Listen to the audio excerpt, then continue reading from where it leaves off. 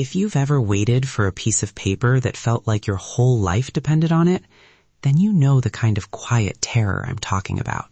Hey, I'm Sam Nong. Welcome back to S&J Pride.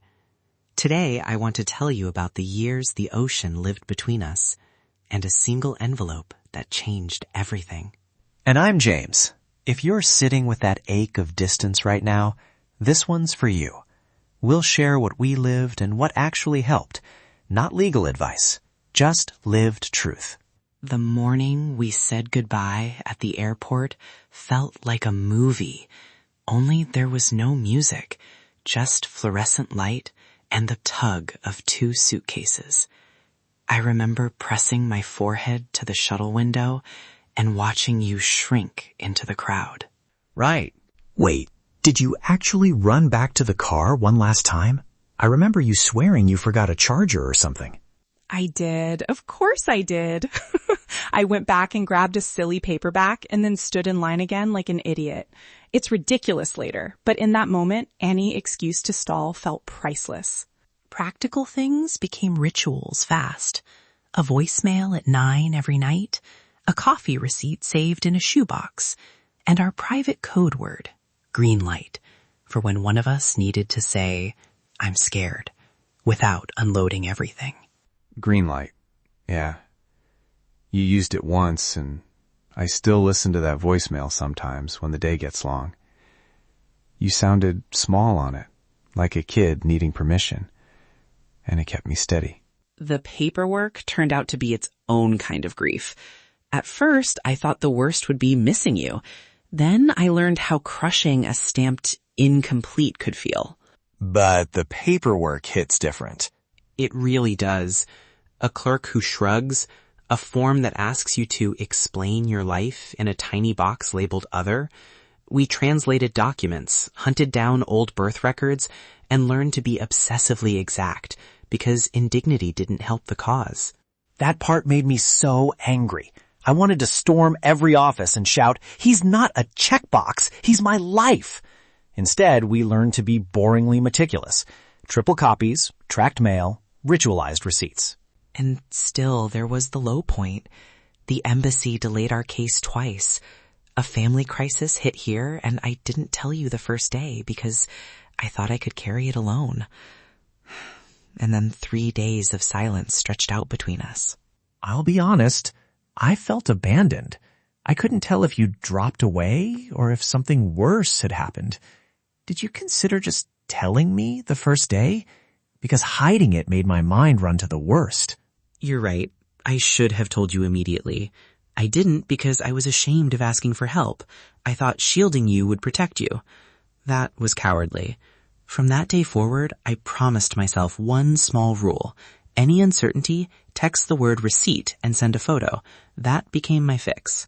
That receipt rule mattered. When you started sending photos of a bus ticket, of a pharmacy receipt, I could see you were still there, doing life. Ordinary things stopped being boring and started being proof. Exactly. I remember the day the formal letter finally arrived. I held that envelope like it might crumble. I almost opened it with my teeth because my hands were shaking so badly. The ridiculousness of that image still makes me breathe different when I think about it. Wait, did you really try to open it with your teeth? I did. Just a little corner. Then I called you on video, and you watched me read the words out loud. When I whispered, "It's approved," you made that noise, half laugh, half cry, that I'll never forget. It was pure relief. All that pent-up waiting poured out in a second. I didn't expect to cry, but I did. Because suddenly this thing that had felt impossible felt possible. Getting approved didn't fix everything. There were still flights, more forms, new logistics, but it changed the tone. Hope stopped being fragile and started being something we could act on. 2, keep receipts of real life. It sounds silly, but a grocery slip or a bus ticket became proof that we were still living, and proof goes a long way when official answers are slow. 3, set specific communication rules, not vague promises, specifics. If either of you goes dark for more than X hours, use a code or send a photo. Plan for when panic shows up so it has less power. 4. Protect your safety. If family pressure or migration status risks you, seek legal help or local support organizations. We're not lawyers. Get professional help when it matters. And 5. Let consistency do the heavy lifting. Trust is not rebuilt with a single speech. It's rebuilt with 1,000 small promises kept. If any of this stirred up danger or panic for you, pause now and reach out.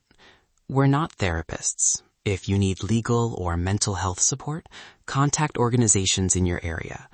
You don't have to carry this alone. If this landed for you, type "I hear you" in the comments and hit subscribe. Share this with someone who's waiting. Tell us one small ritual that keeps you steady. We read every message.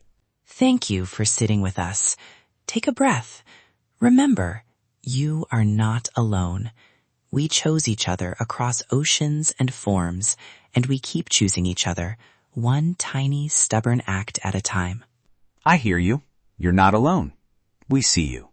This is SNJ Pride.